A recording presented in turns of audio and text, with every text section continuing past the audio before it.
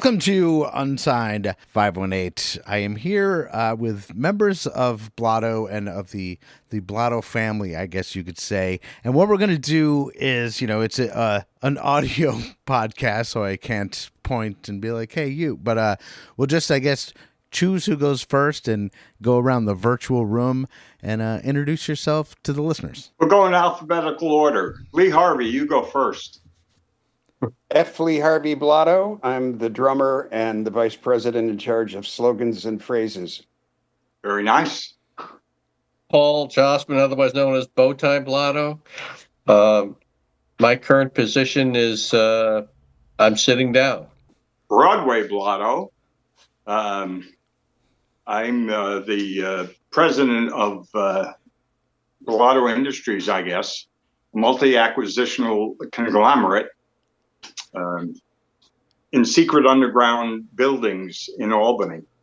I guess that's me. I'm Rob Licther, also known as Bert Blotto. I'm Blotto's webmaster and archivist and apparently director of their documentary at this point. That's new. Excellent. So, that's kind of why we're here. I do have some questions prepared for everybody, but, I do want to talk about the film, which premieres April 12th, if I'm not mistaken. Yes. Yeah, Yep. got something right. So April 12th, Coast Music Hall. Am I 2 for 2? Yep. Yes. Yep. So I guess we do want to talk about the film, and we will touch on, some other points of your career and anything else we want to talk about. But I guess the first question that I'm going to have, since we have Rob here in the room, is do you think you would have sanctioned the documentary if it were not being made by Blotto insider Rob Licther, a.k.a. Bert Blotto, or was having someone you can trust essential in telling your story? It's hard to say. I mean, anybody could do a documentary about us with or without our approval. But I don't think that anybody could, because a lot of the source material was stuff that we had in our personal archives and probably not available anywhere. You wouldn't even know where to look or what it was. And, Bert's been collecting this stuff, for decades. And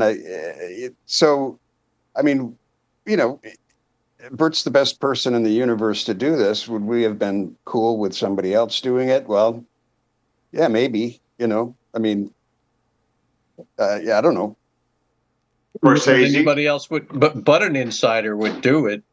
And I'm glad that it was an insider, because although I would say Bert had considerable leeway and freedom in how to organize it, sequence it, what pieces were of all the video and interviews and all these people that interviewed and everything. He picked stuff, pretty much on with all his own autonomy. We have made comments. I'd say it was mostly tweaking, fine-tuning things, a little bit more of this, a little bit less of that kind of thing. But by the way, the movie, as you can see, is called Hello, My Name is Blotto, the movie. I just want to make that plug. It is just, an audio podcast, but I can see it and it looks fantastic. He's got the logo behind him several times, almost like a Hollywood premiere style, right? Exactly. Yeah. Or post-game interview. Right. Or post-game interview. Yeah. So I guess that rolls into my next question also about the movie Hello, My Name is Blotto, the movie. To have created something with such a lasting legacy has to feel amazing. Inducted into the Eddie's Hall of Fame in 2015, and then with the release of the movie, your music and legacy it's another stamp which will extend it even further. How important do you think the documentary is to the entire legacy of Blotto? We're the band that just won't go away. And I think... go ahead, Boat. When we were playing, we started playing together back in the 70s. And in the documentary, it talks about the band. We were in the Star Spangled Washburn Band before Blotto, and then all the time we were in Blotto. And then after we were playing full-time, we were still playing part-time and so forth. And all that time we were playing, I wasn't thinking about a legacy. You're just like doing, we were playing stuff that we enjoyed. We enjoyed each other's company. We had an audience that, and was pretty supportive. And you're really thinking about like what you're doing, and not saying, "Wow, let's do this now because we're going to make a movie 30 years from now, and we want to have this clip." Right. And I guess kind of a question that was not written down, but Rob, specifically speaking of like not knowing the lasting legacy, what made right now the time to put out the documentary after having compiled for so long? The short answer is Sarge died. I had tried to get this off the ground back in around 2000, and I had intentions of getting all these guys, including Cheese, and then before we could get together, Cheese died. And then I was able to get some interviews, and I've been shooting some footage of them and collecting footage of them and all that stuff in the years after that, and always kind of had in the back of my head, it would be so cool to put together this in a documentary, but who's got the time, and all that. And then, again, it was always in the back of my head. And then Sarge died, and I was like, what am I doing? What am I waiting for? Because this is stupid. So I just said, like, whatever has to be done, it needs to get done. So I said to the guys, okay, I'm serious this time. And they said, okay, so mentally I was putting things together in my head. That's mentally. And imagining what would be needed to connect the all this footage that I had to make it chronological and interesting and tell the story. And ended up interviewing them, and it went for hours and hours and hours, and we ran out of storage, and I said, all right, we got to do this again. And we did another hours, bunch of hours session a couple of months later, and then again a couple of months after that. And then I would put the whole thing together and say, oh, we never talked about this one little piece, so we did it again. And so it just kind of grew like that. That I started with having this massive archive of their appearances and photos and posters and whatnot, and kind of arranged that as a skeleton, and then used their stories and put it together from there. Yeah, I think he started. It was a couple of years ago that Bert started like getting serious about this, and like you said, we got together and did some interviews so that we would talk about the chronology of the band or of the group, really. And then there would be this narration that then he could tack things, videos and pictures and so forth, right? Into that to make the story. And we had to keep going back and doing, speaking more about this and that and the other thing, right? So that we had the narration, as it were, of the chronology. And as we, I guess I felt myself as we did this more and more, we started to pick up more and more momentum. And finally we hit a critical mass where we're like, this is really going to happen. But it took a couple of years of us going back and doing more interviews, and then giving Bert names to people that we worked with, former band members, photographers, people that were on our crew, other people on the music scene and so forth. And then he'd do that, and then we'd say, oh, what about these other two people? Oh, and then he'd get in his car and go off and get them, and this, and that went, how many wash, rinse, repeat, did we have on that? But as we did that, I mean, I'm looking back on it, we were building, like I could feel the momentum building and building and building as we were doing it, and you could see that it was becoming inevitable. And, looking back on it, that was a lot of fun. Yeah, if you look at this, it's kind of, there's two stories, two cycles. There's the Washboard Band, which generated all this heat, and we're like playing in front of huge crowds, and we're touring the country, and we're all, at the precipice of fame, and then it all came crashing down, and then Blotto starts, and the same thing happens. I mean, it's like this double parabola. And by the, when Blotto finally crashed and burned in 1984 and stopped going full time, it was crushing. I mean, and it was crushing for me, but for Broadway and Bowtie and Sarge, who this is their second rodeo, and the same thing kind of happens. And I think we all kind of spent the next couple of decades licking our wounds. I mean, like disappointment's not a strong enough word, but failure is probably too strong of a word. We don't think we failed, but it's like, God, what happened? And, what's the point? And, why do anything? And then this movie came, and all of a sudden the whole thing is compressed into this, like this film. And all of a sudden we're all like, we feel, I don't know, validated. I mean, it's just, there's this weird feeling that like, yeah, mate, I guess we did something, and like I said, the other three guys, more than me, because they had this whole history going on before I showed up, and so there's that. Yeah, I wasn't even originally sure that I wanted to include the Star Spangled Washboard Band. I figured one of my thoughts was that was going to be just, getting too far into the weeds of what they did before and things like that. I didn't want to go into that. But even though I had this footage of them and they were hilarious and all that, but again, like what Lee Harvey just said, is that it absolutely is the basis of everything. And you can see the story repeating itself where it's, they were trying to make it big and they almost made it big. And I mean, some people would consider what they did very successful, but they were trying to just break through that next level. And for many reasons, it just didn't happen. So they said, forget it, we're never doing this again. And because these guys are who they are, they couldn't imagine not just having fun playing, and they did. And that organically grew into the next thing. And they said, oh, what's happening around us? Everything's, and then just followed that momentum. And they were getting bigger and bigger, and everyone's, cheering them on and all that stuff. And they were trying to get to that next level. And the people at the next level building said, no thanks, we're full. And,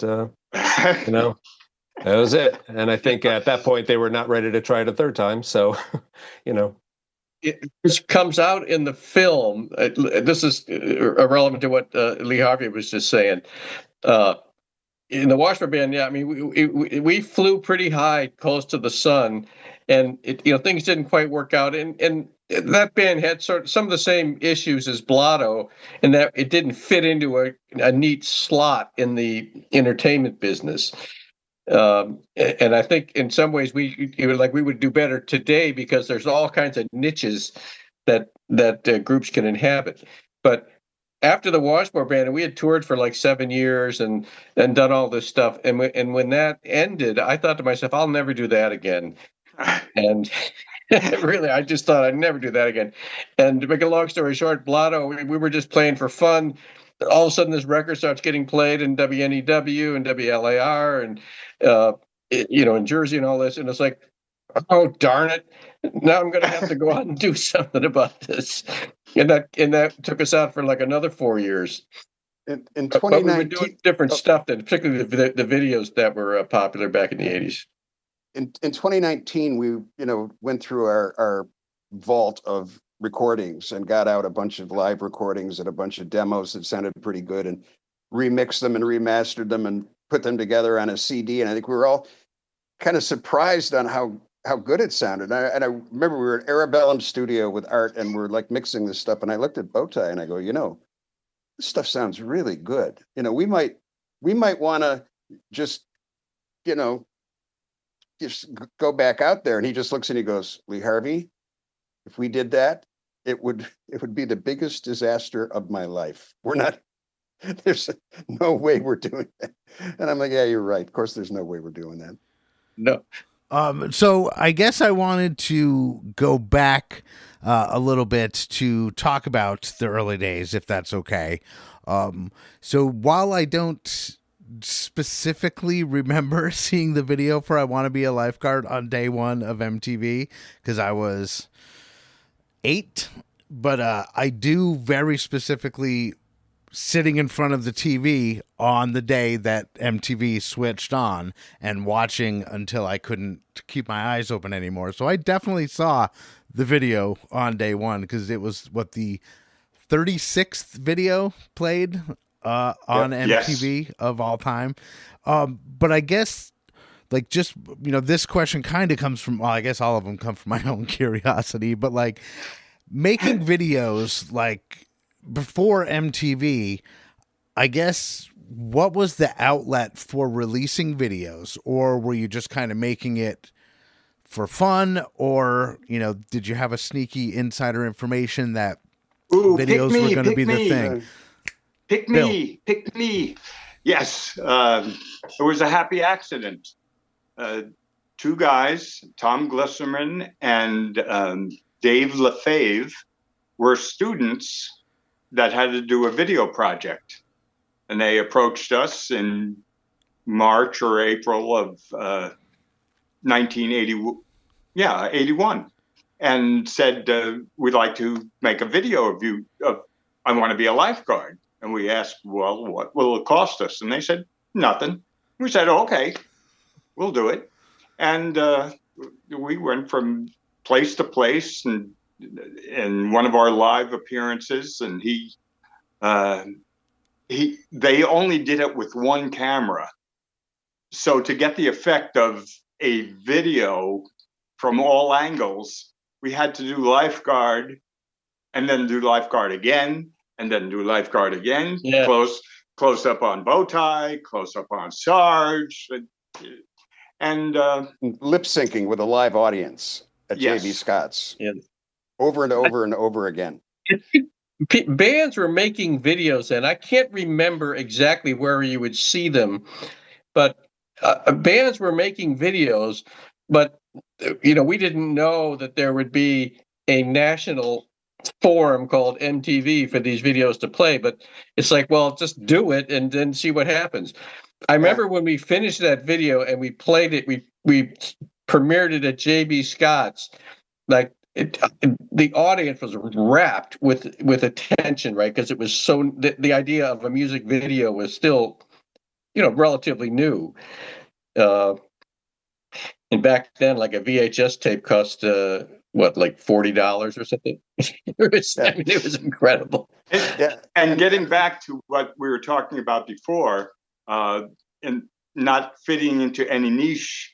The Washboard Band, people used to tell us all the time, oh, when video cassettes come out, you guys got it made. So way back when, in the 70s, people were saying that, we were just right for visuals. But in 81, when the video got finished and they got an A in their class at SUNY, and then they called us in June and they said a whole bunch of our classmates just got hired by this company called Music Television in New York. And we don't really know what it's all about, but they asked if they could take the lifeguard video with them to work. And we're like, it didn't cost us anything. So it's like, yeah, why not? We'll see what happens. And then all of a sudden we're hearing from all over the country, that this MTV is a thing. And that's how we ended up there the first day. And I really wonder if it's a coincidence that all videos, or a lot of videos after that, like early videos, adopted that same format as I Want to Be a Lifeguard. Like the, performance shots, loose bass stories, some lip syncing. Like so many videos look like I want to be a lifeguard. Like from going forward. We invented that. I'm saying that. Yeah. Well, in the early days of YouTube, I was cruising and I was looking for, I think I just typed in lifeguard, and I got a hit for a posting worst 80s video of all time. And it was the lifeguard video. And the guy posted it with a message saying, this is the most crass attempt to cash in on the music video craze I've ever seen. This is garbage, blah, blah. And all these people. And then I'm going, we got to take this down. Then I looked and there were like 600 comments already. And it was this intergenerational debate on whether or not Blotto sucked, and if so, how much. And then, a bunch of people are saying, no, they didn't cash in on it. They kind of invented Right. it, dude. We're there on day one. Yeah. Literally. It was funny when I interviewed Tom Glisserman, the director, one of the directors for the video. Of the video for the doc. I thought it would be funny if he read the comments from that specific YouTube video of the worst. I just wanted to. I thought I could pepper that in. I had it, in my imagination. And like Harvey said, it's hundreds and hundreds of comments. So we just kind of started at the top and went, and we were getting into it, and it wasn't funny because most of them we found were, oh, I love Blotto. Oh my God, I miss these guys. This is when MTV was great. Like, it was all so positive. It was boring, but we couldn't get anything hilariously derogatory out of it. So that was disappointing and also really encouraging at the same time. What's funny though is the music video, the ante to the game, rose quickly when all of a sudden bands were hiring Hollywood directors and that to make videos, and so they quickly what do you want to call it, production inflation in the videos. But it was a really fun time, and being part of that was just so much fun. And again, it was so, we weren't, there were a lot of lucky happenstances, that caused that to happen, and our own, diligence and hard work, if I do give ourselves a little bit of credit.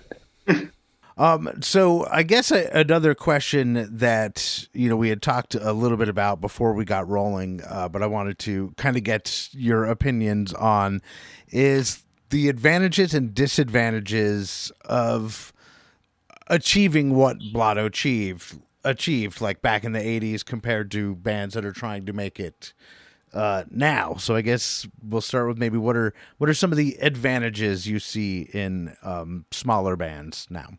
Bowtie and I went to the Eddies last week, and there was a duo there that has made a lot of music and toured all over the country based on the power of the internet. Yeah. And that's what bands today have. You can record a studio album in your bedroom and put it out there, and put it out for sale, and people will buy it, and they'll clamor for you in person. So we didn't have anything like that. It's the gear is better and cheaper now. You can use video and recording tools are very accessible and quite good. Yeah. You can make, just like Circe is the band he's talking about. Yeah. You can. Whereas before, in the 80s, there were gatekeepers to your access to radio or television or these things. Now, because of the democracy, if you want to call it, or the meritocracy of the internet, you can go out and find, present yourself and find people that like it and build your own following. So, that's just incredible. Yeah, and the whole thing with the gatekeepers. We made it through the gatekeepers in 1980. We were incredibly fortunate. We got on radio first in Albany, and then in New York City, and then all over the place. And that was like a 1 in 100,000 shot. And then MTV comes along, and there we are on that. And those were the days of mass media. And so we were a mass media entity. We were, everybody listened to the radio, everybody watched MTV, and that's just not the case anymore. Now, you have to be clever, as well as lucky, but you've got to carve out your audience via TikTok or social media or however. You really have to work it. We were just lucky that we landed on these massive platforms and that everybody got to hear. But like I said, that's like 1 in 100,000, and we were just stupidly exactly lucky. As we managed to skirt the gatekeepers, and we came in on the guest list or something, but we were very lucky to get the radio airplay and MTV exposure and those types of things without having, a gatekeeper buddy, pushing us. I mean, it is a fact back then. If one of these big labels or people in the industry got behind you, they could push a band like really hard, and that doesn't happen quite so much now because everything is so diverse and diluted. But I still think it's better. Although the thing I miss from the early days was top 40 radio, which is kind of homogenous, and now everything, there's all these niches, right, and each one is its own little echo chamber. Right. So you don't naturally get exposed to a more heterogeneous set of stuff. Yeah, I mean, we could make fun of a top 40 hit and everybody would know what we were talking about. Now, I mean, you make fun of, I don't know, a Taylor Swift song, and probably 25% of the people are going to know what you're talking about, and everybody else is out listening to something else. But also, if I can jump in, if you do make fun of a Taylor Swift song, chances are 100 people have already made that exact same joke because everyone has access to their, So like you were saying, that anyone can make something in their room and put it up on YouTube. So with their phone, I was going to say for free, so whatever a phone costs. You have a phone anyway, so let's just say for free. You edit it on your computer with some free software. You put it up on YouTube, which is free. You get on Facebook or Twitter or whatever and send it out to your friends, and they send it to their friends. Somebody sends it, and you could literally overnight have it sent to 1 million people.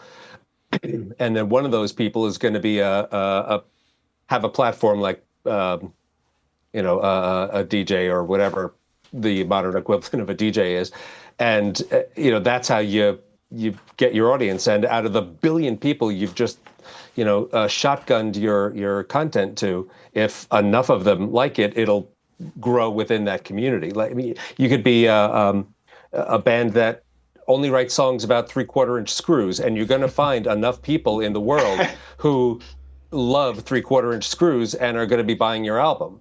Whereas the exact opposite in 1984, 3, whatever, all that, where it's you're almost the same as everybody else, but you're not quite the same as everybody else. So we can't so we have no use for you, and that's just a completely 180 degrees from now. So, and I guess the opposite side of that coin, if anybody has any opinions on what you think some people might have with disadvantages today that don't exist now that did exist, back in the early 80s.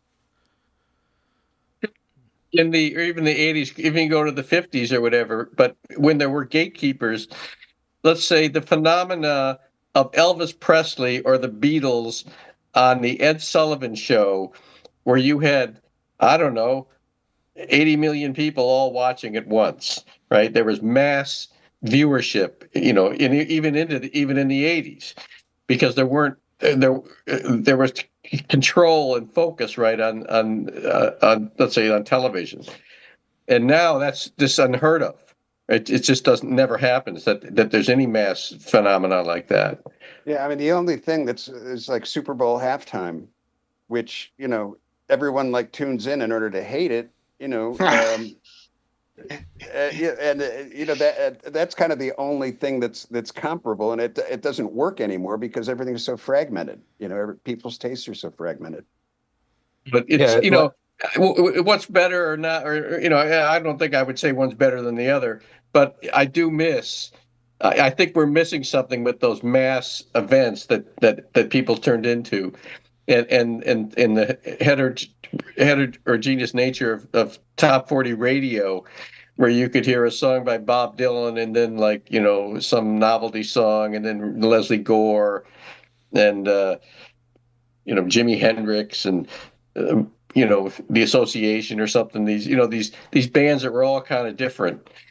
So I guess I don't really have any other planned questions. We've gotten a half hour of audio, which already makes an excellent podcast. But I guess just to end it, I'm just going to kind of let you freeform if anybody has anything that they wanted to add about the film or anything. Just kind of open up the floor to you guys and let you get your thoughts out. Well, the film premiere is going to be really fun. We're going to be doing a Q&A afterwards with our pal Chris Wenk.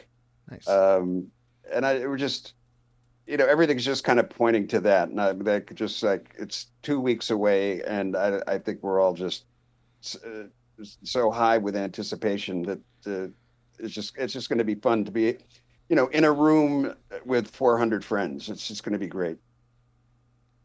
It's funny. I don't think I'll probably know every person that's there.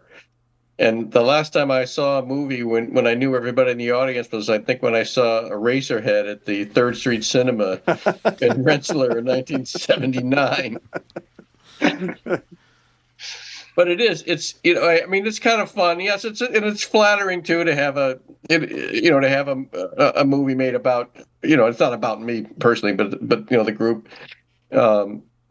And it is fun to go back. I mean, there is playing in a band, there's a lot of highs, when you're touring and that. The gigs are really fun, but there's 24 hours in a day and you're only on stage for maybe 2. So you've got the other 22 hours in the day, which, can be tediously boring or or really stressful, or not glamorous, I guess I would say. And, But looking back on it, you just think of all the really good times, and there were countless great times, great friends, great experiences. It's playing in a working band is the best job. A working touring band, the best job you can have. I'd like to give kudos to Bert for capturing the essence of what we were, what we are. He is an insider. He started out as a fan, and then the first cut we saw of the film, we were just bowled over by his technical expertise and his sense of telling our story, which was just great. And as good as Bert is, that didn't stop us from individually, collectively, arrogantly, and incessantly, yes, telling him how to do his job. Yeah, no, Bert, this wouldn't have happened without Bert. No, there's no way. It's impossible. He's the person who initiated it to begin with, and then kept bringing it up, and caused us to get involved. And like you said, the death of Sarge was a catalyst for this, and just kept having us come back doing interviews and that. And like I said, it picked up momentum, and at some point it hit critical mass, and you knew it was going to happen, even though it probably, from when it hit critical mass to now, was at least a year and a half.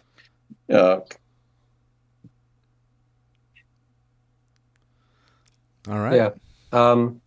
The only other thing that I would want to add, it's a little off topic, but I recently found out that the word helicopter is not made of the root words heli and copter. It's made of helico and ter with the silent P. Helico meaning circular and ter meaning flying. I just thought that was fascinating. Thought I'd tell you. That's great. That is. I'm going to use that. Totally. Mm-hmm. Oh, well. Next time I'm in my helicopter. There's a whole section in the documentary about Latin root words, so that'll... No. I found out that when you smile, the pleasure center in your brain reacts as if you just had 2,000 chocolate bars. So keep smiling. Well, the people on radio can't appreciate this, but this is the badge that everyone attending the movie premiere will get this for a souvenir. Hello, my name is Blotto the movie. So I will hopefully see you there. I'll hopefully be there. Okay, well you'll get one. I'll be thank wearing you, Andy. probably not this orange hat, but it will be an orange hat, so that way I'm easy Okay. easy to spot. But thank All you right. so Awesome, much, brother. gentlemen. I really appreciate this. This has been really cool for me personally to be able to do this, and again, I really appreciate it. So thank you so much. Thank Great, you, Andy. Andy. Thank you. Thank you. We appreciate your help. Love Thank you. Aaron. Unsigned 518 is produced and hosted by me, Andy Scullin. New episodes are available every week wherever you stream podcasts. If you'd like to help support the show, please like and subscribe wherever you are listening, or you could buy me a coffee at buymeacoffee.com/unsigned518.